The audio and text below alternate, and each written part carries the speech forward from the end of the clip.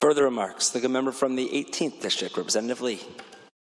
Mr. Speaker, thank you for the recognition. I rise in opposition to this bill. As you and I know, there's a financial storm in our state right now.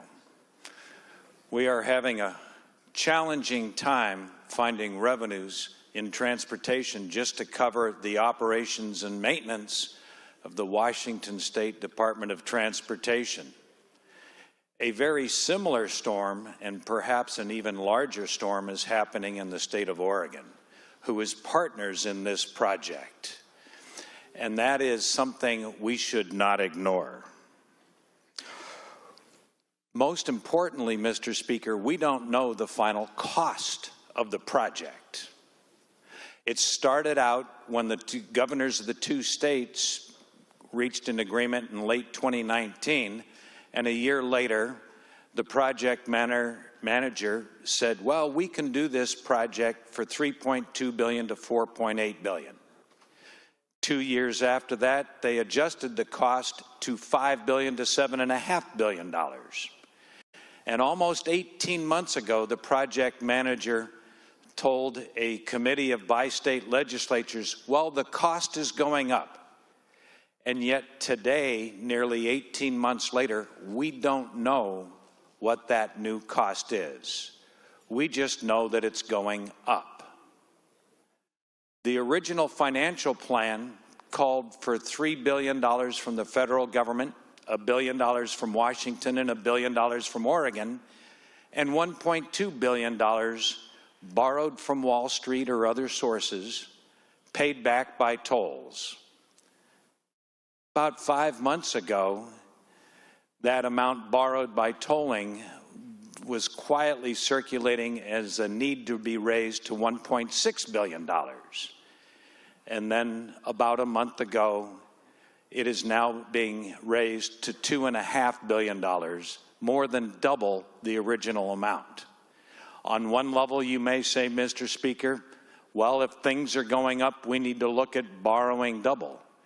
But the bottom line, underlying question is, what are we buying and how much is it going to cost? There still is no final design. The Coast Guard has rejected the proposal that is a bridge too low that does not offer enough clearance for marine traffic on the Columbia River. There are many other concerns that need to be addressed. But most importantly are the financial concerns. We have seen projects in our state double plus. The Hood River to White Salmon Bridge across the Columbia River started out somewhere in the $330 to $350 million. Last fall, it was mentioned that it was now going to cost $1.2 billion, and I've heard rumors around here that it could be upwards of $1.6 billion, potentially a 300% increase on what was planned for by the states. Well, if we look at a $7.5 billion project, is it unreasonable to wonder if it couldn't cost $15 billion, given the huge explosion in costs of so many other transportation projects around our state? From a financial perspective, $2.1 billion has been allocated by the federal government. The Washington State Legislature has done its part. The original request was for $1 billion, and we've actually allocated $1.1 billion to the project. But the state of Oregon has only made a promise for their $1 billion, Mr. Speaker. They issued $250 million for their last biennium, and because of the financial storm our partner state is facing, they don't know if they can get the $250 million for the next biennium. And as you and I know, Mr. Speaker, a current legislature cannot obligate future legislatures to spend their general funds.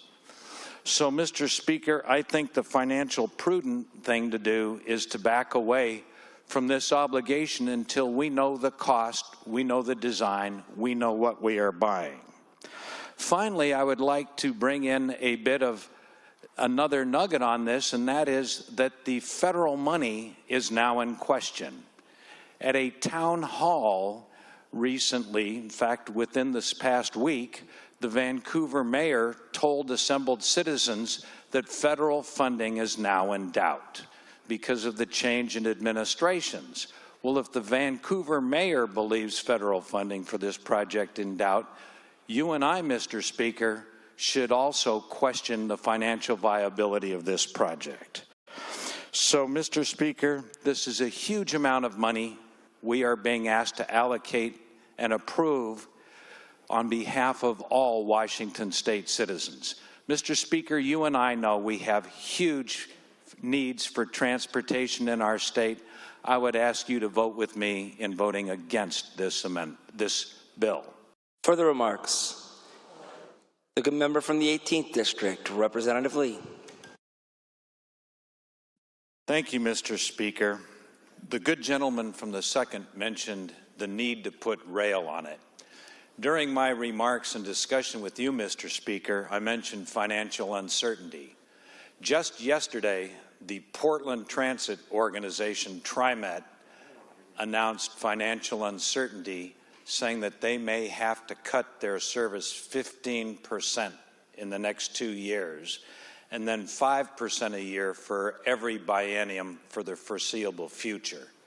Part of this project promises increased service by that TriMet on their light rail that travels 4,350 feet into Washington State. I don't see any way they can increase service when they're telling the rest of the state of Oregon they're going to have to cut service by 15%. One more uncertainty, Mr. Speaker, that encourages caution and a no vote. Thank you.